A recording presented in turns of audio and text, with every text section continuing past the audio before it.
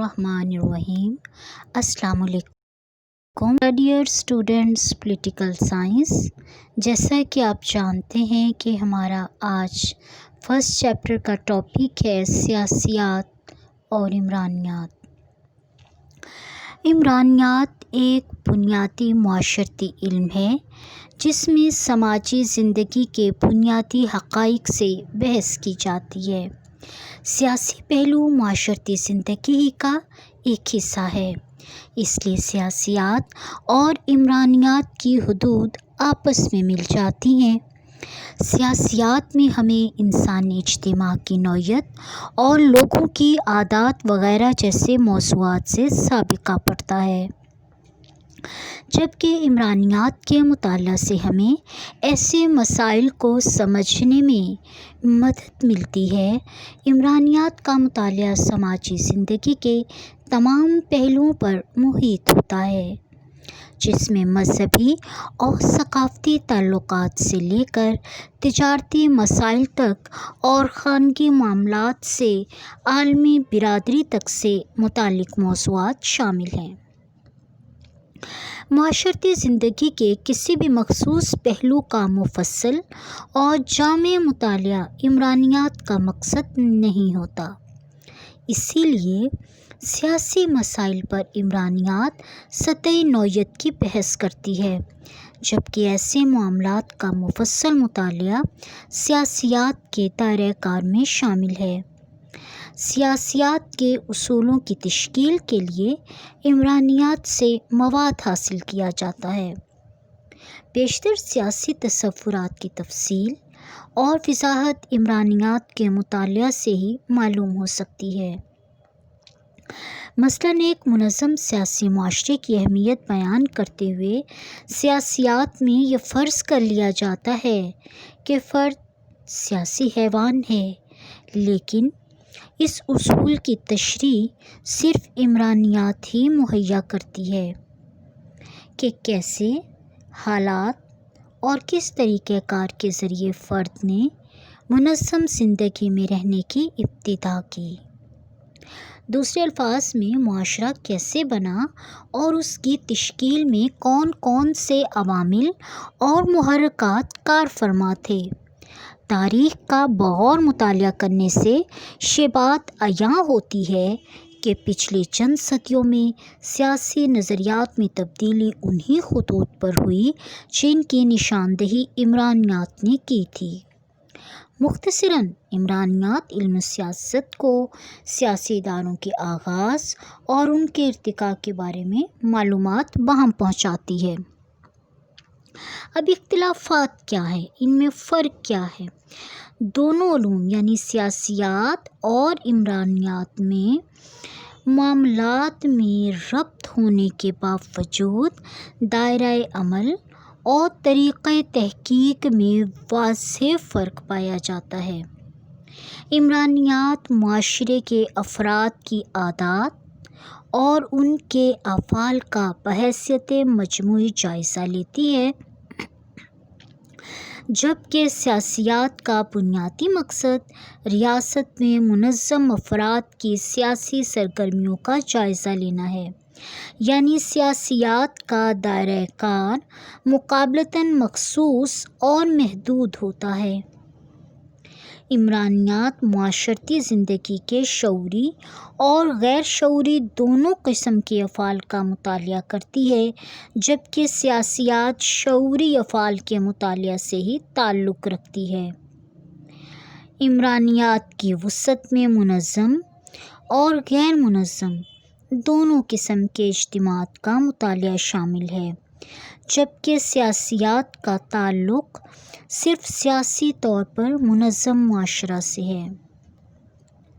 عمرانیات کے علماء کا سروکار مستقبل کے معاشرے کے لیے نئے اصول و نظریات پیش کرنے سے نہیں ہوتا، جبکہ سیاسیات مستقبل کے لیے مثالی معاشرے کو مضبوط بنیادیں فراہم کرنے کے لیے ہی ماضی کا مطالعہ کرتی ہے۔ اب ہے سیاسیات اور اخلاقیات کا کیا تعلق ہے، یعنی پولیٹیکل سائنس اینڈ ایتھکس میں کیا ریلیشن شپ ہے۔ اخلاقی نظریات کی ابتدا اور سیاسی طور پر منظم معاشرے کی ابتدا میں گہرا ربط پایا جاتا ہے۔ دونوں کا ارتقاء اس زمانے میں شروع ہوا جب رسم و رواج ہی قوانین کا درجہ رکھتے تھے اور اخلاقی اور سیاسی افعال میں امتیاز نہیں کیا جاتا تھا۔ قدیم مفکرین نے انسانی زندگی کے دونوں پہلوؤں کو ایک ہی تصویر کے دو رخ گردانا۔ افلاطون کے فلسفہ میں یہی اصول کار فرما نظر آتا ہے۔ مشہور مسلمان فلسفی الفارابی کا کہنا ہے کہ سیاسیات اخلاقیات ہی کی مدد سے ایسے آفاقی اصول اخذ کر سکتی ہے جس کے مطابق برے اور بھلے کی واضح طور پر تمیز کی جا سکے۔ ارسطو کے نظریہ کے مطابق ریاست صرف زندگی کی بقا کے لیے ہی قائم نہیں ہوئی ہے، بلکہ وہ راست زندگی کے قیام کے لیے معرض وجود میں آئی ہے۔ اخلاقیات کا تعلق افراد کے ضمیر اور کردار سے ہوتا ہے۔ وہ صحیح اور غلط میں فرق کرنے کا معیار قائم کرتی ہے۔ چونکہ ہر فرد ریاست کا شہری ہوتا ہے، اس لیے اخلاقی نقطۂ نظر سے اس کے افعال کا سیاسی زندگی پر گہرا اثر پڑتا ہے۔ سیاسی خیالات کو اخلاقی اقدار سے الگ رکھ کر نہیں سمجھا جا سکتا، کیونکہ جو بات اخلاقی اعتبار سے غلط ہو اسے سیاسی لحاظ سے درست قرار نہیں دیا جا سکتا۔ سیاسی عادات اور سیاسی محرکات کی نوعیت کو سمجھنے کے لیے اخلاقیات کا مطالعہ لازمی ہے۔ اخلاقی عقائد کا سیاسی افعال پر اتنا گہرا اثر ہوتا ہے کہ حکومتیں بھی شہریوں کی اطاعت حاصل کرنے کے لیے اپنے قوانین اور پالیسیوں کا اخلاقی جواز پیدا کرتی ہیں۔ قانون ساز اسمبلیاں قانون بناتے وقت مروجہ اخلاقی اقدار کو پیش نظر رکھتی ہیں، کیونکہ اخلاقی قدروں کے مطابق بنائے ہوئے قوانین کو آسانی سے نافذ کیا جا سکتا ہے اور لوگ بھی رضاکارانہ طور پر ان کی اطاعت کے لیے تیار ہوتے ہیں۔ میکیاویلی جیسا سیاسی مفکر جو سیاسی معاملات میں ہر قسم کی اخلاقی بندشوں کو پس پش ڈال دینا جائز سمجھتا ہے، وہ بھی یہ تسلیم کرنے پر مجبور تھا کہ ایسے معاشرے میں سیاسی استحکام اور ترقی ممکن نہیں جو اخلاقی طور پر انحطاط کا شکار ہو چکا ہو۔ مسلمان سیاسی مفکرین کے نظریات میں سیاسیات اور اخلاقیات میں چولی دامن کا ساتھ پایا جاتا ہے۔ مذہبی بنیادوں پر قائم کی گئی ریاستوں میں تو تمام سیاسی افعال کو مذہب کے دیے ہوئے اخلاقی اصولوں کی روشنی میں منضبط کیا جاتا ہے۔ اسلامی ریاست کا پورا دستوری نظام ہی اسلامی تصوری اخلاق کا آئینہ دار ہوتا ہے۔ تو جہاں اخلاقیات سیاسی افعال و افکار پر اثر انداز ہوتی ہیں، وہاں ریاست اور اس کے قوانین بھی اخلاقی نظریات میں بتدریج تبدیلیاں پیدا کر دیتے ہیں۔ آج کی ریاست پروپیگنڈا کے جدید ذرائع مثلاً ریڈیو، ٹیلی ویژن، اخبارات اور فلموں پر سنسر کنٹرول کے ذریعے مروجہ اخلاقی قدروں پر اثر انداز ہو سکتی ہے۔ مخصوص قسم کے اخلاقی ضابطے کا نفاذ سیاسی قوت کے ذریعے عمل میں آ سکتا ہے۔ مثال کے طور پر سوشلسٹ سیاسی نظام کے قیام کے بعد ہی نام نہاد ثقافتی انقلاب کے تصور کو عملی جامہ پہنایا جا سکتا ہے۔ اسی طرح اسلامی اخلاقیات کے احیاء کا تصور اسلامی ریاست کے قیام کی خواہش کے بغیر بے معنی حیثیت رکھتا ہے۔ اس موضوع پر ہم زیادہ بحث قانون میں بھی کرتے ہیں اور قانون اور اخلاقیات کے حوالے سے بھی کرتے ہیں، لیکن اس وقت ہم سیاسیات اور اخلاقیات کے ساتھ ساتھ نفسیات سے اس کا کیا تعلق ہے، یعنی ریلیشن ود سائیکالوجی کیا ہے، سیاسی اصولوں کو نفسیاتی عوامل کی روشنی میں واضح کرنے کا رجحان جدید سیاسی مصنفین کی تحریروں میں عام طور پر پایا جاتا ہے۔ فرد کے سیاسی رویہ کو سمجھنے کے لیے سائیکالوجی سے مدد ملتی ہے۔ جیمز پرائس کا کہنا ہے کہ علم سیاست کی جڑیں نفسیات میں ہیں۔ بلا شبہ ہر معاشرے کے مخصوص سیاسی افعال کے پس منظر میں نفسیاتی عوامل کار فرما ہوتے ہیں۔ ابن خلدون کے نظریہ کے مطابق طرز حکومت کا تعین عموماً لوگوں کے ذہنی رجحانات اور میلانات کے مطابق ہوتا ہے۔ اس کا کہنا ہے کہ بدوی لوگ آزاد مندش ہونے کے باعث سیاسی لحاظ سے عموماً اختیارات کی مرکزیت کے خلاف ہوتے ہیں۔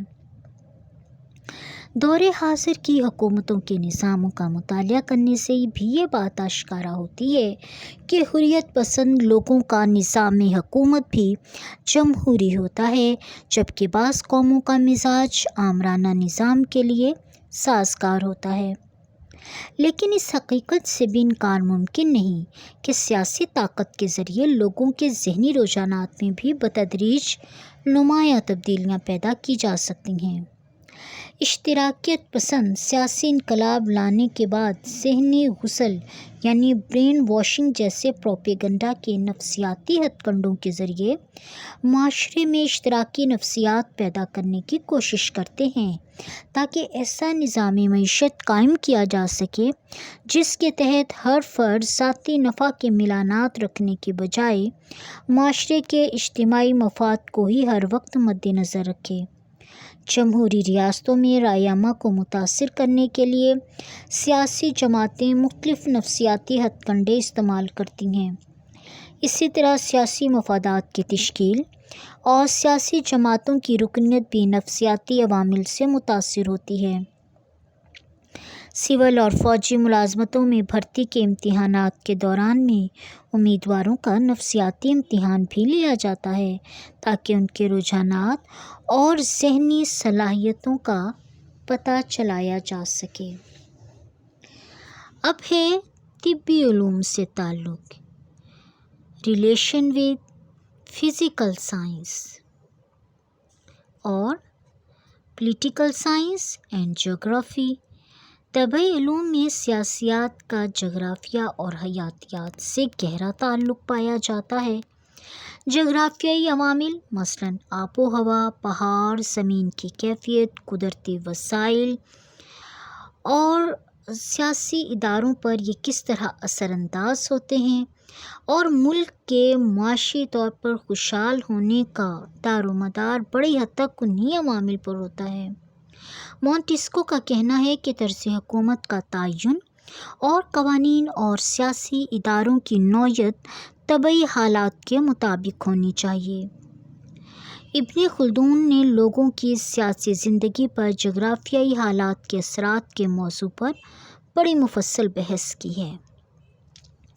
اس کا کہنا ہے کہ پہاڑی علاقے کے لوگوں کو چونکہ حصول معاش کی خاطر سخت محنت کرنا پڑتی ہے، اس لیے ان میں نامساعد حالات کا مقابلہ کرنے کی صلاحیت زیادہ پائی جاتی ہے۔ چنانچہ ایسے لوگ آزاد مندش ہوتے ہیں، جبکہ میدانی خطوں کی سہل پسند زندگی میں غلامانہ ذہنیت کا عکس نظر آتا ہے۔ قدیم یونانی فلسفیوں نے ایک اعلیٰ سیاسی معاشرے کے قیام کے لیے ریاست کے مناسب محل وقوع کو بھی ایک اہم عنصر خیال کیا تھا۔